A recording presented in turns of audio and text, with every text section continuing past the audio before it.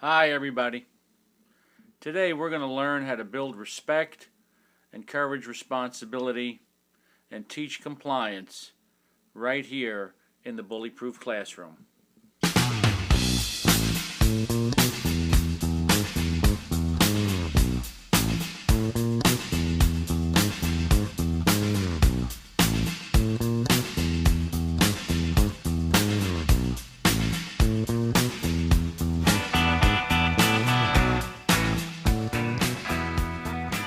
You know, I'm a pretty observant guy, and I watch parents with their kids all throughout my travels in stores and in malls and out in public. For some reason, I can never understand why, when a parent asks a kid to do something and they don't do it, the parent's response is always, "Well, what do you want to do?" As an example, I watched a mother the other day chasing down a kid in the mall, and the mother was almost begging the kid to come over here, come on, get over here, come on, come on. And the kid turned around and waved and waddled off. And the mother looked at the child and said, "Well, what do you want to do?" Well, does it really matter what that kid wants to do? He's probably 3 or 4 years old, and he doesn't have one bit of control over what he wants to do, or he's not supposed to. The parent does. And I think we have to really take stock of our language and how we address kids when we're trying to build respect, we're trying to encourage responsibility, and we're trying to teach compliance. And I think it's important. And I think one of the first orders of business in helping to develop respect and responsibility in our children, and if you're a teacher, and in your students, is to change our language. We have to stop asking kids what to do or asking kids to do something and tell them to do something. This is a pervasive problem that has become an issue, and we have just been too permissive in our efforts to try and control behavior. Now, I'm not a guy, who was ever in the service, but my dad was. And one of the things that I asked my father was, "What happens when you go into the service?" And he said to me, "The first thing that happens is they shave your head and they take your clothes." Two things. In other words, the service owns you at that point. And I says, "And then what happens?" He says, "Then you do what you're told. No matter what, you do what you're told." And I says, "What happens if you don't do what you're told?" He says, "You lose your freedom." He says, "If you want a furlough, you need to make sure that you are following the orders of your commanding officer." Now, when you translate that into a classroom, and I want everyone to think about this, the way it's set up today, we give a kid all the freedom, and then when they don't comply, we restrict their freedom. When in reality, it should be the other way around. We need to restrict freedom, and then we need to give them back the freedom when they do what they're told, when they're told to do it with a good attitude. And by the way, that's the definition of compliance or obedience. And sometimes teachers don't like the word obedience because sometimes they liken it to dog training. Now, I'm going to start by just showing you a triangle. And the triangle is positioned where it is narrow at the top and wide at the bottom. To me, that makes all the sense in the world when it comes down to behavior. Kids today, young children today, need to live in the tip of that triangle until they can display the qualities of compliance and respect. I mean, all you're going to do is make sure that you get compliance and respect first, then you will slowly give kids more freedom and more choice, I might add. Too often we say to kids, well, what would you like to do? What would you like to do? As that mother did in the mall. The point that I'm making here is, if you restrict freedom first and then dole it out, you'll look like the good guy. If you give them everything and then try and restrict it when they misbehave, you're going to look like the bad guy. And it's so important to understand this, because classrooms are set up based upon a reward system. And we give kids things when they do things, and often we give them things when they do things that they should be doing anyway. And if you look at behavior modification from the standpoint of a kid, most kids who are on behavior modification programs have already done so many things wrong that we start rewarding them for doing some things right. And the kid who is always doing things right looks at this and says, I'm not getting a reward for doing the things that I do which are right. Maybe I better do things that are wrong, and then when I've done them long enough, what'll happen is they'll say, they got to put me on a behavior modification program as well, so I get rewarded for doing things that are right. Young children today need to be kept in the tip of that triangle, and they need to stay there until they give you the compliance and the respect that's required.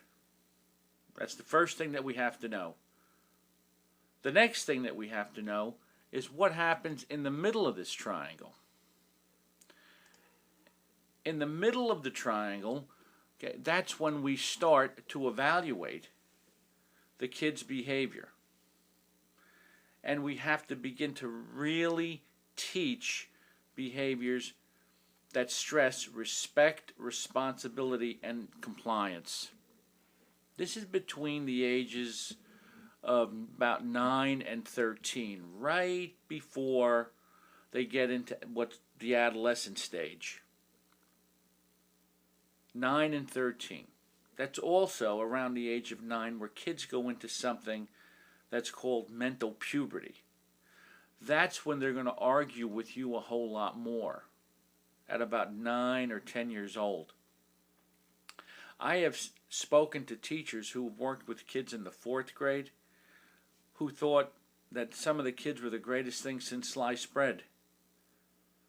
And the minute that they went into the 5th grade, they thought they had a different kid on their hands because the behavior was so out of control. That's when they went into mental puberty. They started to think like an adult, and that's when they started to argue with their parents and their teachers and other authority figures. But if this child is introduced and raised in the tip of the triangle, do you know what's going to happen? He is going to have a better understanding of authority, and he will be able to self-generate the behaviors of respect, responsibility, and compliance much more easily. And he, instead of arguing with adults, he is going to be ready to have strong relational interactions with adults. And at this age, we need to stress character, because the child is starting to change now from the inside out. And we have to determine what we want on the inside. We have to teach them the character qualities that are necessary for lifelong success. Let me just explain something real that's very easy to understand. Kids today function in a world where they, in order to be successful, they have to develop the qualities of respect and responsibility. compliance is generic to society. But when you think of respect, you think of people. When you think of responsibility, you think of things. And when you get down to it, there's not that much left but respect and responsibility. So we have to have the tools in place and the strategies ready to teach those two qualities to our students.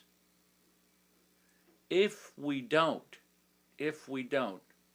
what's going to start to happen is kids will begin to believe that they can say and do whatever they want, and they can act any way that they want, and they will end up having problems with other students as well as adults.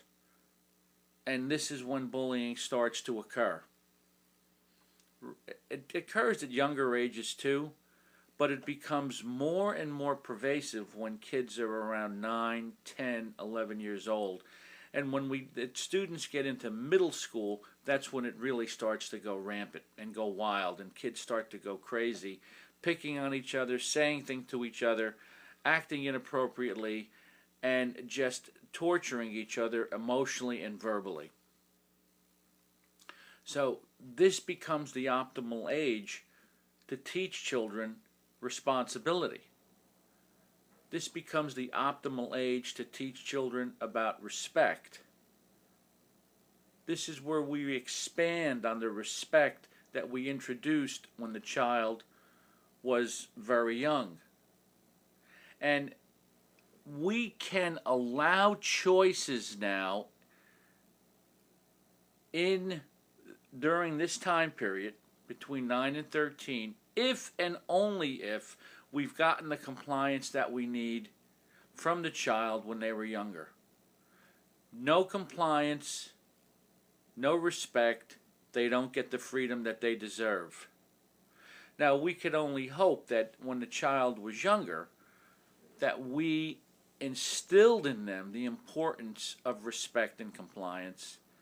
But if we didn't, it is much more difficult to teach now than it would have been when they were younger. Now let's take a look at the next slide. The next slide is the bottom of the triangle. This is where kids are teenagers.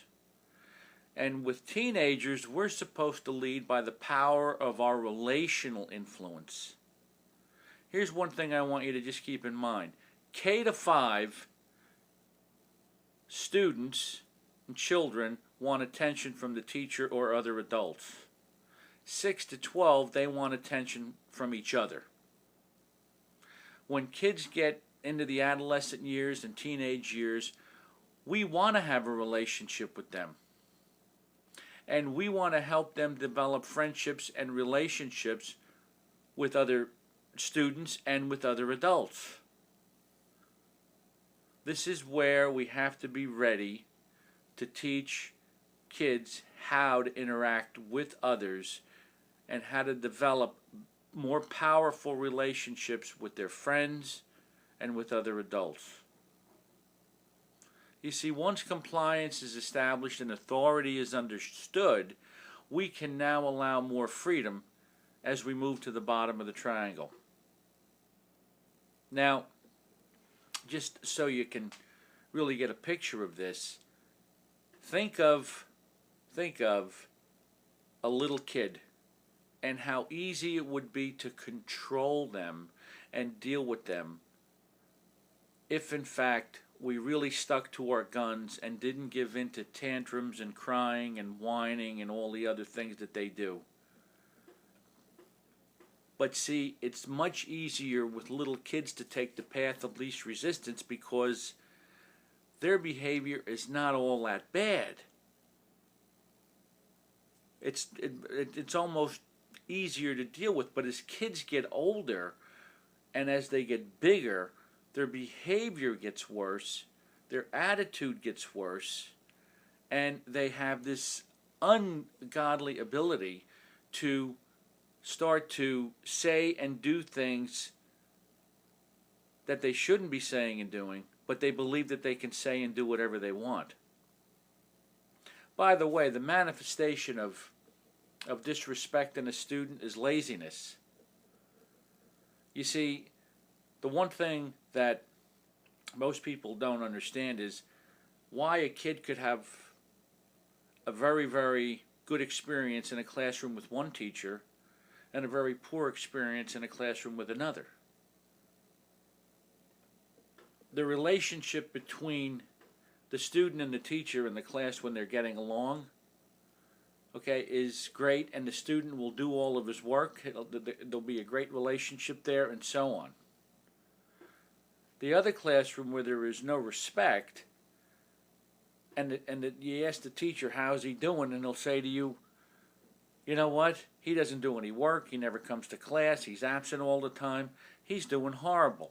One teacher says he's doing great, the other one says he's doing horrible. How can two teachers have such a different opinion of the same kid? The relationship wasn't established.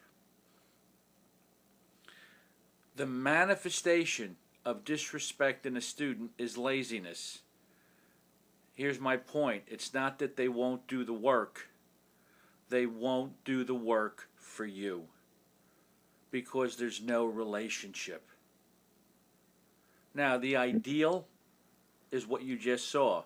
Working the tip of the triangle, slowly move down the triangle, offering more freedom as respect and responsibility are manifested. But this is what we're doing right now. We give all kinds of freedom when kids are younger, and then as they get older, we try and restrain a teenager. We're doing exactly the opposite. We're offering kids, when they're young, freedom and choices and so on, and they go through their temper tantrums, the whining, and it's very easy to give in to a crying child. Always understand, when kids are younger, you have to have a goal. So if I say to you, all right, you have to get into your car seat, and you don't want to get into your car seat when you're 2 or 3 years old, your next response needs to be, are you going to get into your car seat, or is mommy or daddy going to put you in your car seat? See, the goal is always to get into the car seat at that point. Eating dinner at the dinner table. Are you going to eat dinner at the dinner table? Or am I going to have to place you at the dinner table to have dinner? See, oftentimes parents won't care. You know, and sometimes teachers in a classroom, you know, when they allow too many choices with kids that are 4 and 5 years old, well, as long as they ate dinner. Well, it's not as long as they ate dinner. See, these are the little foxes that spoil the vine that we have to be aware of. The kid takes the dish and leaves the table. He ate dinner, but did he eat dinner where you wanted him to eat dinner, or she or her to eat dinner? Where did they eat dinner? Now, when you get to the middle of the triangle, as you can see, there's no boundaries between 10 and 13 years old. They start saying and doing whatever they want. They're very argumentative. And then all of a sudden we have concern on the part of the teachers and parents regarding the child's behavior. And most people will attribute it, well, they're adolescent, they're teenagers, you know, and so on. And I could buy that to a degree, but what I can't buy is the level of disrespect and irresponsibility that I see. And the reason they're disrespectful and irresponsible, too many freedoms, too many choices, no consequences. And rebellion starts in grades 9 to 12. They don't have any self-discipline, no self-motivation, and they do not have self-control. They say what they want, do what they want. This is when maybe they could start experiencing drug and alcohol issues. This is when they go out at night and they stay out at night. This is where, you know, you can't find them. This is where they don't check in. This is where there's all manner of different things going wrong, and you don't know why. It all started when they were 2 years old. That's why you got the problem now. Then at the bottom of the triangle, you see power struggles, no character, and you certainly cannot restrain the behaviors of a rebellious teenager. Rebellious teenagers will argue, fight, and you can tell them anything you want, but if they want to do something, they're going to do it, and it doesn't matter what you say. This is why kids at the high school level walk out of class, cut classes. This is why there's power struggles and all manner of other disrespect and irresponsibility at a higher level of education at the high school.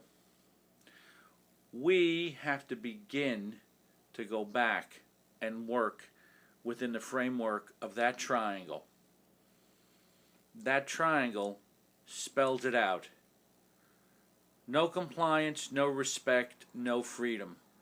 Compliance and respect, you get freedom, you get choices, and as you move down that triangle, those choices will expand, and you and I are going to get along fine because I'm the one that's setting your boundaries. This is something that's easy in the beginning, but it's far tougher to do as kids get older if we don't operate in the tip of that triangle first. My name is Jim Burns. We have just learned today how to build respect, encourage responsibility, and teach compliance right here in the Bully Proof Classroom. Take care, everybody.